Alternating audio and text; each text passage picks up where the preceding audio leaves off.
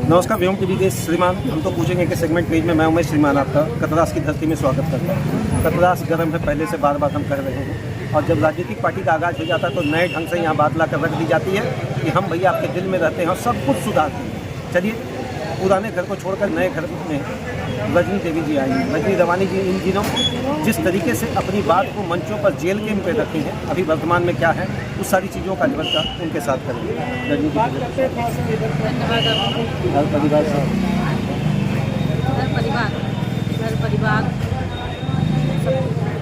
जब एक बहुत संघर्ष करने के निकलती है तो सबसे पहले उसका ससुराल वाला का सपोर्ट चाहिए, पति का सपोर्ट चाहिए, बच्चों का सपोर्ट चाहिए। तो क्या लगता है कि रजनी रवानी जी को वो सपोर्ट पहले वाला जो था वो आज भी वर्तमान स्थिति में है? बिल्कुल नहीं, मैं झूठ बोलना पसंद नहीं करती। इसी पे बाकी इसी सच बोलने की आदत से शायद वो लोग हमें पसंद नहीं करते। अभी मैं ये जो लड़ाई है मैं अब अकेले लड़ रही हूँ। मेरा इन लोगों के कारण अच्छा, जिम्मेवार था सीधा आज मंच पर, क्योंकि आपका दर्द को टटोलने के लिए मुझे लगता है कोई नेता का जरूरत नहीं है। सामाजिक स्थिति से इन चीज़ों को समझा जा सकता है। आज लोग तक ये बात को जरूर पहुँचाएंगे कि आखिर इसका वास्तविक जिम्मेदार है। इसका वास्तविक जिम्मेदार सिर्फ और सिर्फ टाइगर जयराम महतो सुप्रीमो में जैन पार्टी के सुप्रीमो है। क्योंकि उनकी पदाधिकारी जब गलती किए तो उनको उस चीज़ को समेटना, उस चीज़ को निवेदन करना उनका काम था, उनको सजा देना उनका काम था। लेकिन उन्होंने उन लोगों को बचाने का काम किया, इसलिए पूरी तरह जिम्मेदार। सुदेश जी के यहाँ आने से सुदेश जी आपके दर्द को समझेंगे और राजनीतिक प्लेटफॉर्म को छोड़कर सामाजिक स्तर पर रजनी रवानी जी को उनका हक या न्याय दिला पाएंगे। बिल्कुल, मैं इस बातों को समझी। मैं उनसे मिली, मैनापुर में उनसे मिली रांची जाके। मैंने उनसे बात करते हुए समझा कि वो सोचते हुए और दूरगामी सोचने वाले और आगे की तार्किक विचारधारा जो है उनके पास है।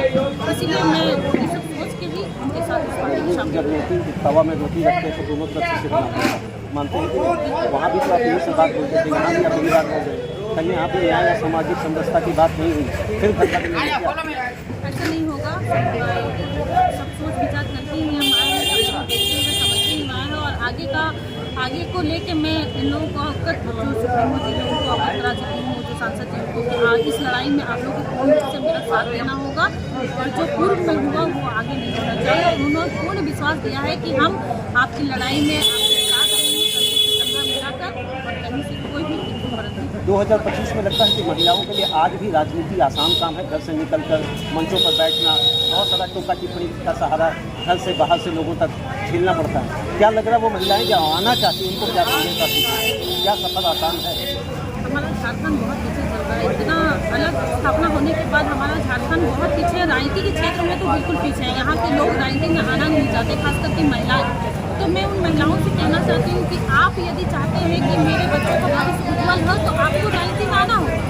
राजनीति में अपनी भागीदारी को सुनिश्चित करना होगा, तभी आप अपने बच्चों के भविष्य को उज्ज्वल कर सकते हैं। विकास रुका हुआ है कि गाड़ी दौड़ रहा है?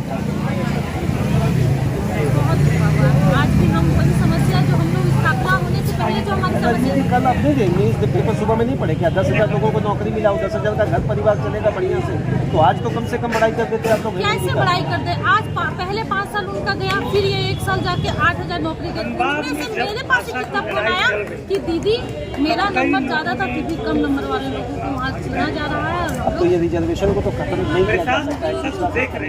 बिल्कुल ये तो नहीं खत्म किया जा सकता। लेकिन ये लॉलीपॉप देने का काम था झारखंड सरकार का कि आपने 5 साल कुछ काम नहीं किया, फिर सिर्फ महिला सम्मान योजना में सबको रखे हुए हैं। और 1 साल जाने के बाद 8,000 नियुक्तियाँ, ये मात्र हाथ से पद विषय है। और ये कोई ये का विषय नहीं है कि हम इसमें बहुत सराहना करें, ऐसा कोई विषय नहीं। मुझे सरकार से कोई निजी दुश्मनी नहीं है। लेकिन बागमारा में क्या सबसे बड़ा विवादास्पद या हास्यास्पद स्थिति आपको नजर आ रही है? बागमारा की स्थिति बहुत गंभीर है, ना विवादास्पद है ना हास्यास्पद है। ये गंभीर स्थिति है। और ये यहाँ के लोगों की जमीन, यहाँ के लोगों के घर और यहीं के लोगों को ना रोजगार है, ना अच्छा घर है, ना अच्छा वातावरण है, सांस लेने तक पूरी तरह से सरकार और यहाँ के विधायक जी से क्या कुछ चाहेंगे, क्या परिवर्तन यहाँ पर हो? यहाँ के विधायक आजकल तो आप लोग विधायक जी के स्टेटमेंट को रखे, क्योंकि पार्टी अलग थी, अब तो गठबंधन में आकर क्या गठबंधन का बड़ाई करेंगे, उनके कार्यों का समक्ष होकर प्रशंसा करेंगे ना? नहीं, यदि वो गलत काम करेंगे तो बिल्कुल मैं कटाक्ष करूँगी और उनके अच्छे कामों को सराहनीय करूँगी। और मैं उनसे कहना चाहती हूँ कि ये आपका क्षेत्र है सड़क पहुँचेगी, तो आपका ये जिम्मेदारी समाप्ताएं इतने पनप रहे हैं उनके आप काम करें। क्या अंतिम संदेश रहेगा तमाम कोयलांचल की जनता को जो गर्मी रवानी के उस वक्त से निकल के अपनी नई राजनीति की पारी में आपका संदेश? मैं यहाँ की जनता को यही कहना चाहती हूँ कि अपनी लड़ाई लड़ने की क्षमता खुद में रखें, किसी पर भरोसा ना करें और निकले, किसी का डर से घर पे ना रहे कि नहीं हम निकलेंगे तो ये हो जाएगा, वो ऐसा कुछ नहीं। आप घर से निकलिए, लड़िए, अपने अधिकार, अपने बच्चों के अधिकार को संरक्षित करने करिए, बिल्कुल। पुराना केस का क्या स्थिति है? पुराना केस का स्थिति क्या करते हैं ना, इसमें जांच हो रहा है, कुछ नहीं।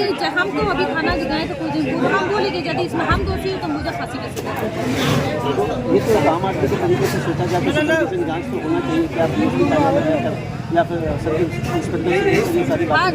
मैं हर जगह गई एसएसपी, अभी इस समय नहीं गई थी, अभी 2-3 महीना हर जगह चप्पल के आ चुकी हूँ, लेकिन कोई सुनवाई नहीं। ये मेरा मन में जो आपका चल रहा है वो ठीक है, ठीक लगा है, लेकिन आखिर ये दबा सरकार को सरकार बनाने में हम जब योगदान देंगे तो जरूर दबेगा केस। आपका कहना है कि जयराम जी का संबंध सीधा जेल उनके साथ बिल्कुल बिल्कुल नहीं रहता तो मेरा केस एक उदाहरण है। प्रशासन सीधा सरकार के कुछ भी नहीं हो पा रहा है क्योंकि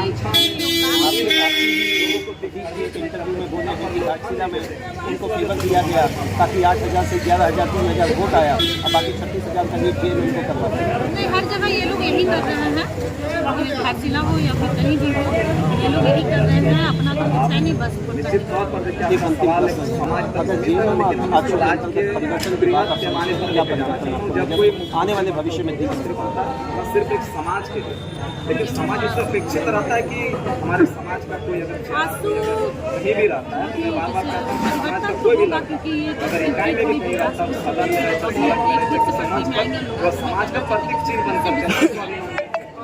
निश्चित तौर पर उम्मीद होगी, लेकिन आप देखिए मैं बहुत बहुत धन्यवाद जिस तरीके से अपनी बात को रख रहे हैं। दर्द इनका एक है, जिस दर्द से ये राजनीति में उतरी थी वो उस समय दर्द नहीं था।